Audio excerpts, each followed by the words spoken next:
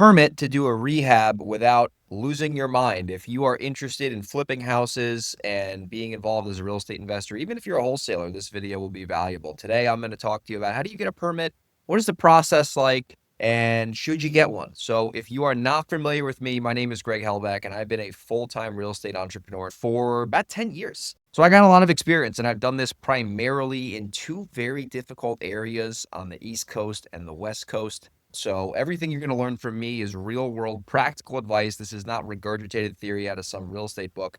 So if you get value from this video or podcast, depending on how you're consuming this, do me a favor. Subscribe to my YouTube channel, like this video, and if you're listening to this on an audio platform, you could do me a favor, share this with someone else who you think would get value. Would really mean a lot to me. So today we're going to talk about how do you get a permit, right? Because a lot of people, whether they're wholesaling or whatever the case might be, eventually they want to get into the fix and flip business or the rental business where you actually own the real estate. And if you're doing some sort of renovations, a lot of the times getting a permit might make sense. And obviously, I'm not here to give you legal advice or building department advice. But a lot of the times, if you're buying a property that's beat up and the city or town knows about it, you're probably going to have to get a permit, especially if it's on their radar. Or if you're doing something that's dangerous, like electrical and plumbing, you should probably get a permit. So anyway, seek your own legal advice or legal opinion, but I'm going to tell you today about the process of getting a permit, situations where you really need to get one, and how to go about this in a way where you don't lose your mind, because it can be a pain in the ass. So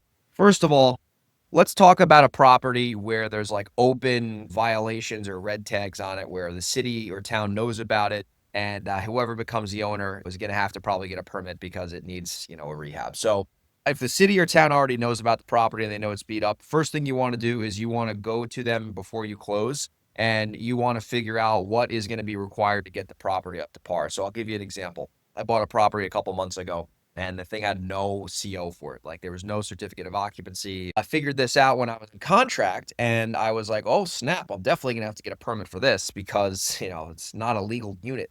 So I went to the building department and I figured out what needed to happen. And basically I had to submit some drawings of the property, and then they had to get proof of contractor's insurance and pretty typical stuff, and did all that, paid a fee. The fee was expensive. It was like $1,800. I ended up getting my permit, no problem. It took like 3-4 weeks and it was all good. So step one is you want to call the local municipality where it is. If it's in a city, you got to call the city building department. You got to ask them, hey, I'm planning to get a permit for whatever work might be done. And obviously I can't be super detailed because every property is different, but you want to ask them what is going to be required in order for them to get a permit. And usually what they're going to say is you need, at the bare minimum, like drawings of the floor plan, right? Which you can use an app on your phone. You can scan the property and then have plans right away. Sometimes they're going to need like an engineer's report if it's something serious or complex. And you got to provide that to them. So they need to see basically a plan of what you're doing or a plan of the layout of the building, and they're going to review that. After that, they're going to ask for some sort of contractor's either license or the contractor's insurance card, proof of disability, workers' comp. They're going to basically make sure the contractor's like legit and not some chuck in a truck, which makes sense.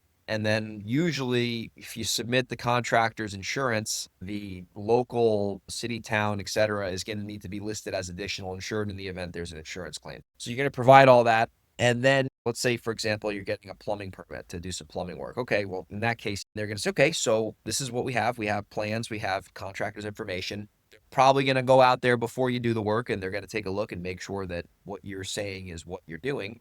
And then when they say you're good, they're going to let the contractor do the work, who has the insurance and most likely the license. And then when the contractor's done, they're going to send someone back out there, and they're going to make sure the work was done to code. And if it's done to code, they're going to give you the final sign off. So you get the permit before the work, right? And then when you're done with the work, you get the certificate. So that's generally how it works. Now, there's other situations where you get stopped in the middle of a rehab and then you have to get permits. And that's a whole nother ball of wax. That's called like a red tag or a stop work order, depending on where you are. Now, in that case, what happens is, let's say you don't pull a permit and you start working on a house, you're going buck diddy on this thing. And next thing you know, the local building enforcer or code enforcer drives by and sees there's a fiesta going on property.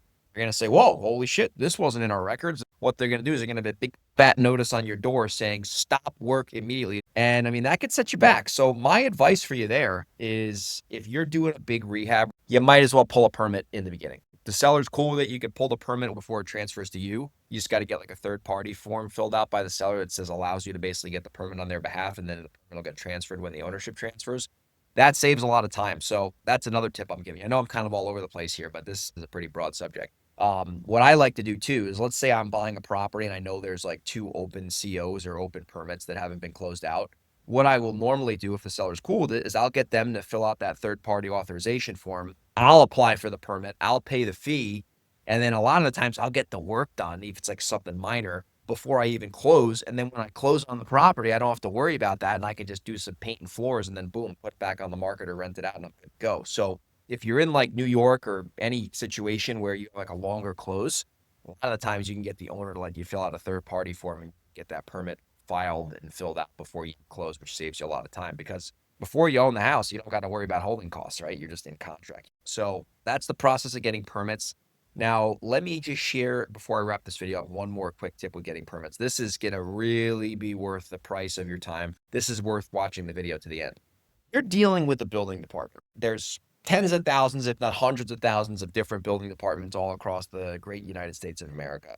Some building inspectors are going to be really cool and some are going to be complete demons to deal with. So as a real estate flipper, developer, investor, you want to be as cool as you possibly can with these building inspectors, because if they don't like you, they're just going to make the process even more painful than it already is, right? They're going to find a way to make the process longer than it needs to go. They'll probably take your file and drop it right to the bottom, and then you might be set back a couple months. So always be friendly with the building inspectors, always be cool, always get them information they need quickly, make their job easy, because these people, you got to think about it from an incentive standpoint.